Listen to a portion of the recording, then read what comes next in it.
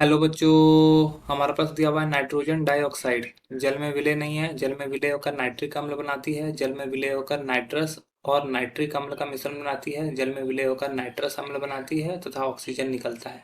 चलिए समझते हैं इस प्रश्न को। अगर इस प्रश्न की मुख्य अवधारणा की बात की जाए तो मुख्य अवधारणा में हमें जानना होगा नाइट्रोजन डाइऑक्साइड के बारे में।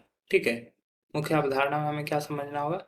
नाइट्रोजन डाइऑक्साइड के बारे में। ठीक है।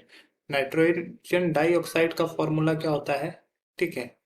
नाइट्रोजन डाइऑक्साइड का फॉर्मूला होता है NO2। ठीक है।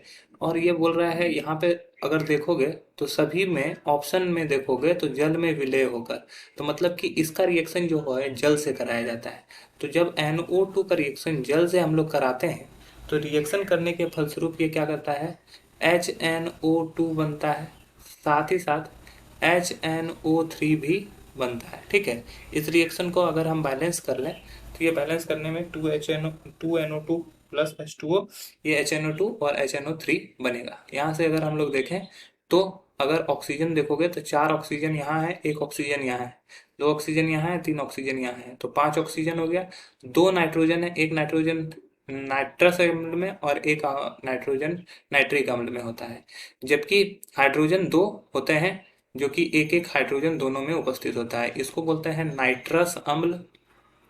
ये होता है नाइट्रस अम्ल और ये होता है नाइट्रिक अम्ल। ठीक है, नाइट्रिक अम्ल। तो कहने का मतलब ये हुआ कि जब नाइट्रोजन डाइऑक्साइड को जल के साथ क्रिया कराया गया तो नाइट्रस अम्ल और नाइट्रिक अम्ल का एक मिश्रण बना।